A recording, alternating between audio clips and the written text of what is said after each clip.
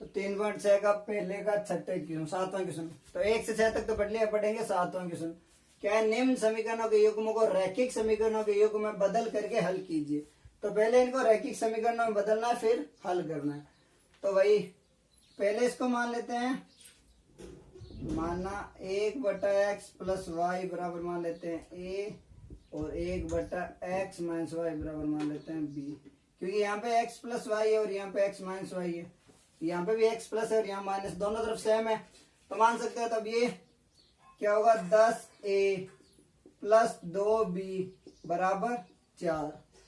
इसे 2 कॉमन ले लेते हैं, तो ये क्या होगा, 10a प्लस b बराबर 4, या फिर इसको ये लिख सकते हैं, सॉरी 5a प्लस b बराबर 2। इसको दे देते हैं समीकरण 1, क्योंकि 2 बट्टा में चला जाएगा। इसी तरह ये क्या होगा, 15a, तो 15a माइनस 5 बराबर माइनस का 2। इसको दे देते हैं समीकरण 2। अब इसमें 5 है, इसमें 2 भी है, सॉरी इसमें 15 है और इसमें 5 भी है। तो इसको अगर 5 से गुणा करेंगे और जोड़ेंगे तो हो जाएगा। तो समीकरण 1 से, समीकरण 1 को 5 से गुणा करके समीकरण 2 से घटा जोड़ने पर,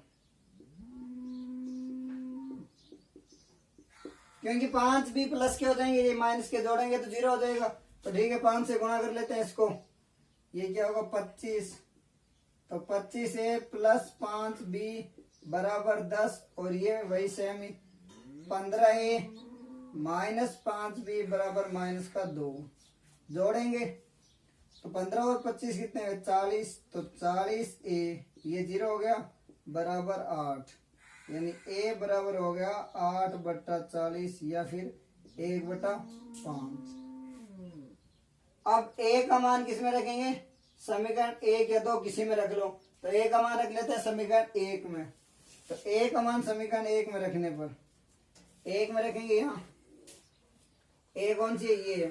तो 5 इंटू 1/5 प्लस b बराबर 2, 5 से 5 कैंसिल, तो 1 प्लस b बराबर 2, यानी b बराबर 1। a और b के मान आ गए। अब a किसके लिए माना था, 1 प्लस एक्स प्लस वाई, तो 1/x प्लस वाई बराबर है 1/5। तो ये क्या होगा, x प्लस वाई बराबर हो गए 5, क्योंकि ये क्रॉस में गुणा हो जाएगी। इसी तरह b, इसको दे देते हैं समीकरण 3।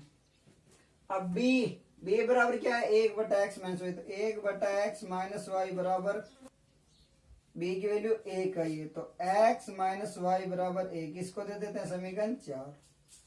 अब ये x प्लस है और ये x माइनस है, फिर से विलोपन विधि से दोनों को जोड़ेंगे। तो समीकरण 3 व 4 को जोड़ने पर, 3 और 4 को जोड़ेंगे तो क्या होगा, x प्लस वाई बराबर 5, x माइनस वाई बराबर 1।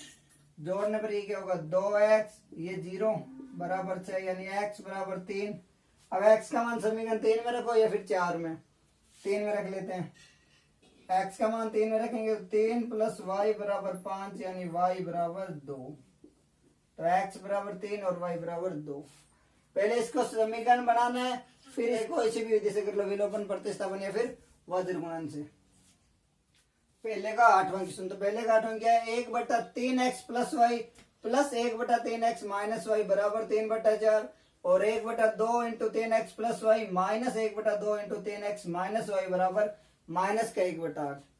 तो क्या है, एक तो 3x प्लस वाई है, एक बार 3x माइनस वाई है, तो ये मान सकते हैं, मानना 1/3x प्लस वाई बराबर मान लेते हैं a, और 1/3x माइनस वाई बराबर मान लेते हैं b। ठीक, अब इसको समीकरण बनाते हैं। तो ये क्या हो जाएगा, a, तो a प्लस ये हो जाएगा b, तो b बराबर हो गए 3/4। इसको दे देते हैं समीकरण 1। अब ये क्या हो गया, a, और ये इतना हो गया b, तो ये क्या होगा, a/2, तो a/2 माइनस b/2 बराबर माइनस का 1/8। ठीक, इसको दे देते हैं या फिर इसका एलसीएम ले लेते हैं। नीचे 2 है, तो ये क्या होगा, a माइनस b बराबर माइनस का 1/8। अब ये 2 इससे 8 कट रहा है तो 1/4 हो जाएगा ये, इसको काट देते हैं क्योंकि ये 2 को अगर सीधा काटो या फिर इसको मान लो इधर ले जाओगे तो 8 है इंटू 2 होगा, 2 से 4 तो होना तो 1/4 ये हो गया 1/4। इसको दे देते हैं समीकरण 2। अब ये a प्लस बी है और ये a माइनस बी है, तो इसमें प्लस है और इसमें माइनस है, तो विलोपन विधि से जल्दी हो जाएगा। समीकरण 1 और समीकरण 2 को जोड़ने पर सीधा ही, क्योंकि प्लस और माइनस है, तो समीकरण 1 व समीकरण 2 जोड़ने पर, अब जोड़ेंगे इनको तो ये क्या हो रहा है, a प्लस बी बराबर 3/4 और ये है a माइनस बी बराबर माइनस का 1/4। ये क्या होगा, जोड़ेंगे तो प्लस ही रहेगा तो 2a, ये 0 हो गया तो चाहो तो लिखो या मत लिखो, इससे कोई फर्क नहीं पड़ता, बराबर ये क्या है 3/4, तो ये 3/4 माइनस 1/4, दोनों तरफ एलसीएम है 4 तो 4 एलसीएम ले लिया, ऊपर कितना बचा 3 माइनस 1 यानी 2/4 या फिर 1/2 लिख सकते हैं। तो ये 2a बराबर कितना हुआ 1/2, तो a बराबर कितना हुआ, ये 2 भी नीचे चला जाएगा यानी 1/4, a का मान आ गया 1/4। अब a का मान रख देते हैं समीकरण 1 या 2 किसी में, उससे कोई फर्क नहीं पड़ता, 1 में रख लेते हैं। तो अगर 1 में रखेंगे तो ये क्या होगा 1/4 प्लस b बराबर है 3/4, तो b बराबर क्या होगा 3/4 माइनस 1/4, तो b बराबर 4 एलसीएम आ जाएगा, 3 माइनस 1 यानी 2/4 या फिर 1/2। अब a बराबर क्या माना था 1/3x प्लस वाई बराबर माना था a, और a की मान क्या है 1/4, तो इसकी जगह ये रख सकते हैं, a की जगह 1/4 तो सीधा 1/4 रख लो। अब इसकी क्रॉस में गुणा कर लो और इसकी, तो क्या होगा 3x प्लस वाई बराबर 4, इसको दे देते हैं समीकरण 3। इसी प्रकार b की है क्या माना था 1/3x माइनस वाई, तो 3x माइनस वाई बराबर b की वैल्यू कितनी है 1/2, इसका भी क्रॉस में गुणा कर लेते हैं तो क्या होगा 3x माइनस वाई बराबर 2, इसको दे देते हैं समीकरण 4। यहाँ प्लस है और यहाँ माइनस है तो विलोपन विधि से सीधा हो जाएगा, तो समीकरण 3 और 4 को जोड़ने पर, तो 3 क्या है 3x प्लस वाई बराबर 4 और 3x माइनस वाई बराबर 2, जोड़ेंगे तो कितना होगा 6x, ये 0 बराबर 6 यानी x बराबर 1। अब x का मान चाहो तो 3 में या फिर 4 में, किसी में रख लो, 3 में रख लेते हैं, तो 3 प्लस वाई बराबर 4 यानी y बराबर 4 माइनस 3 यानी 1, तो x बराबर 1 और y बराबर 1। 3.6 का दूसरे का पहला क्वेश्चन, ऋतु धारा के अनुकूल 2 घंटे में 20 किलोमीटर तैर सकती है और धारा के प्रतिकूल 2 घंटे में 4 किलोमीटर तैर सकती है, उसके स्तर जल में तैरने की चाल व धारा की चाल ज्ञात करनी है। तो क्वेश्चन दिया है धारा की चाल और उसकी चाल ज्ञात करनी है। अनुकूल का मतलब क्या होता है धारा के साथ में, और प्रतिकूल का मतलब होता है धारा के विपरीत। जैसे मान लो जल इस तरफ चल रहा है, बह रहा है, और वो पानी के ऊपर इस साइड ही तैर रहा है, तो हो गया अनुकूल सेम दिशा में। और मान लो पानी इस साइड चल बह रहा है और वो इसके विपरीत दिशा में तैर रही है, तो होता है वो प्रतिकूल। ठीक है, अब अनुकूल दी, मान लेते हैं पहले स्तर जल में, मानना स्तर जल में तैरने की चाल, इसको मान लेते हैं x किलोमीटर प्रति घंटा, और पानी की चाल या फिर धारा की चाल मान लेते हैं y किलोमीटर प्रति घंटा। अब चाल बराबर क्या होता है, चाल बराबर होता है दूरी बटा समय। अब पहले क्या है धारा के अनुकूल, मतलब धारा के साथ में चल रही है, अगर साथ में चल रही है तो दोनों की चाल जोड़ते हैं, तो इसकी x हो गई प्लस y बराबर, चाल बराबर क्या दूरी बटा समय, दूरी 20 किलोमीटर है और समय 2, तो 20/2 कितना हुआ 10, इसको दे देते हैं समीकरण 1। अब धारा के प्रतिकूल है तो x तो उसकी चाल है, हमेशा x ज्यादा होती है तभी तो वो पानी के विपरीत तैरेगा, माइनस y बराबर कितने 4 किलोमीटर, तो 4 दूरी 4 है और समय कितना है 2 यानी 2 घंटे, तो 2 घंटे हो गए, इसको दे दो समीकरण 2। अब यहाँ प्लस है और यहाँ माइनस है, सीधा विलोपन विधि से समीकरण 1 और समीकरण 2 को जोड़ने पर, तो x प्लस वाई बराबर 10, x माइनस वाई बराबर 2, जोड़ेंगे 2x ये 0 बराबर 12 यानी x बराबर 6। अब x का मान समीकरण 1 या 2 किसी में रख लो, एक में रख लेते हैं। तो 6 प्लस वाई बराबर 10 यानी y बराबर 4।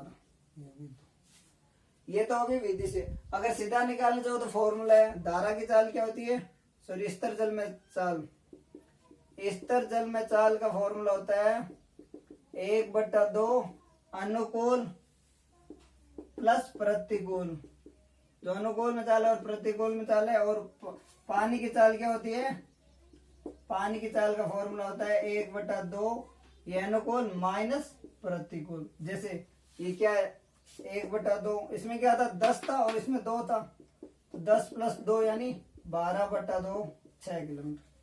तो ये 6 आ गया। और उसका 10 माइनस 2 8/4 2 यानी 4 किलोमीटर। ये चेक करने के लिए करना प्रोसेस से ही है। अब दूसरे का दूसरा, 2 महिलाएं व 5 पुरुष एक सीधे का काम को साथ साथ 4 दिन में पूरा कर सकते हैं, जबकि 3 महिलाएं व 6 पुरुष इसको 3 दिन में पूरा कर सकते हैं। याद कीजिए कि इस कार्य को करने में एक अकेली महिला कितना समय लेगी तथा पुनः इसी कार्य को करने में एक पुरुष कितना समय लेगा। तो मान लेते हैं, माना एक दिन में महिला द्वारा किया गया कार्य, एक दिन में महिला कितना कार्य करती है x, और एक दिन में पुरुष का मान लेते हैं y, पुरुष कितना कार्य कर रहा है y। तो महिला एक महिला एक दिन में एक महिला, ठीक है, और एक पुरुष का y काम है। तो अब यहाँ पे कितने 2 महिला है, तो एक महिला का x कर रही है, 2 महिला 2x प्लस एक पुरुष अगर y काम कर रहा है तो 5 पुरुष होंगे तो 5y। अब 2 ये मिला के 4 दिन में काम को पूरा कर रहे हैं। अगर पूरा काम कर रहे हैं 4 दिन में, तो एक दिन में कितना करेंगे, तो एक दिन का कार्य क्या होगा, एक दिन का कार्य बराबर कुल कार्य बटा कुल समय।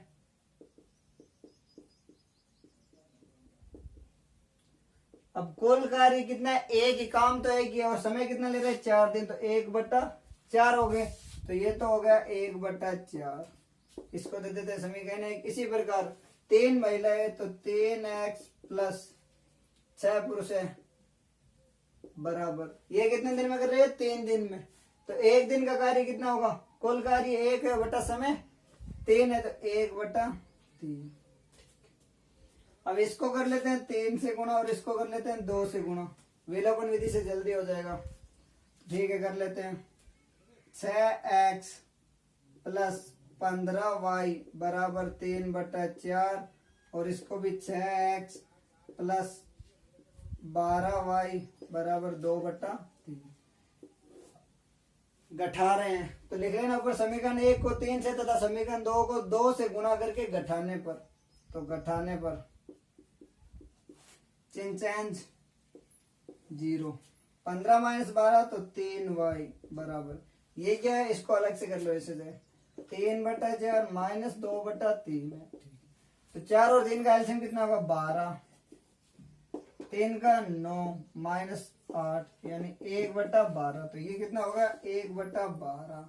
तो y बराबर कितना हो गया 1/12 36। अब ये क्या है y इसका मतलब पुरुष का एक दिन का कार्य। अब एक दिन का कार्य का फॉर्मूला क्या था, कुल कार्य बटा कुल समय। तो कुल समय निकालना होगा, इसके लिए क्या कर सकते हैं, कुल समय इधर आ जाएगा, कुल समय बराबर क्या होगा कुल कार्य बट्टा एक दिन का कार्य।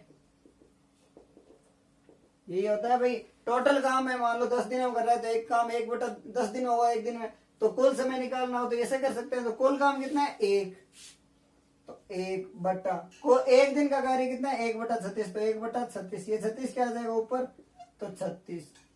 y किसके लिए माना था, पुरुष के लिए, तो पुरुष कितने दिन में करेगा 36 दिन में। अब निकाल लेते हैं महिला के लिए। तो x के y का मान आ गया, अब x का निकालना है तो ये मान की 1 या 2 किसी में रख लो, तो 2 में रख लेते हैं समीकरण, ये थी ना 2, क्योंकि y 6 कट जाएगा 36 से, ठीक है। तो 3x प्लस 6 इंटू 1/36 बराबर 1/3। तो 3x प्लस 1/6 बराबर 1/3 है, तो 3x बराबर 1/3 माइनस 1/6। एलसीएम ले लेते हैं 6, तो 2 माइनस 1 यानी 3x बराबर 1/6 है, तो x बराबर 1/18। x का मान कितना है? 1/18 है। अब x किसके लिए माना था? महिला के लिए माना था। एक दिन का कार्य बराबर क्या? कुल समय बटा कुल कार्य बटा कुल समय। तो कुल समय बराबर क्या होगा? कुल कार्य 1 है, जबकि एक दिन में कितना कर रहा है? 1/18। तो 1/18, ये 18 ऊपर आ जाएगा, 18 दिन। तो महिला कितने दिन में कर रही है? 18 दिन में। पुरुष 36 दिन में कर रहा है, जबकि महिला 18 दिन में काम कर रही है। तो अलग से लिखो, तो ऐसे लिख लो, ये हटा के। क्या पूछा था? महिला कार्य, तो महिला कार्य पूरा करेगी, इसके लिए लिख लो 18 दिन, और पुरुष के लिए 36 दिन। दूसरे का तीसरा, रोहित 300 किलोमीटर दूरी पर स्थित अपने घर जाने के लिए कुछ दूरी रेलगाड़ी द्वारा तथा कुछ दूरी बस द्वारा तय करती है। यदि वह 60 किलोमीटर रेलगाड़ी द्वारा तथा शेष दूरी बस द्वारा यात्रा करती है तो उसे 4 घंटे का समय लगता है। यदि वह 100 किलोमीटर रेलगाड़ी द्वारा तथा शेष दूरी बस द्वारा यात्रा करते हैं तो उसे 10 मिनट अधिक समय लगता है। रेलगाड़ी व बस की चाल ज्ञात कीजिए। तो मान लेते हैं, मानना रेलगाड़ी की चाल मान लेते हैं x किलोमीटर प्रति घंटा। ये ध्यान रखना हमेशा, या तो किलोमीटर प्रति घंटा में लेना या फिर मीटर प्रति सेकंड में लेना, बहुत जरूरी है ये चीज, वरना आंसर गलत आ जाएगा। और बस की मान लेते हैं, बस की चाल ये मान लेते हैं y किलोमीटर प्रति घंटा। अब समय बराबर क्या होता है? दूरी बट्टा चाल। पहले कितना समय, ठीक है, दूरी कितनी कर रहे हैं? पहले 60 किलोमीटर रेलगाड़ी से, तो 60 बट्टा चाल क्या है? x प्लस टोटल कितने? 300 माइनस 60 गई तो 240, तो 240 बट्टा y बराबर, क्योंकि इस साइड अगर समय है तो उस साइड भी समय लेना पड़ेगा। दूरी के बराबर दूरी और चाल के बराबर चाल रख सकते हैं। तो टोटल दूरी कितनी है? 300, और समय कितना लग रहा है? 4 घंटे। क्योंकि समय है ना, दूरी बट्टा चाल, तो समय बराबर समय रखेंगे, 4 घंटा हो गया।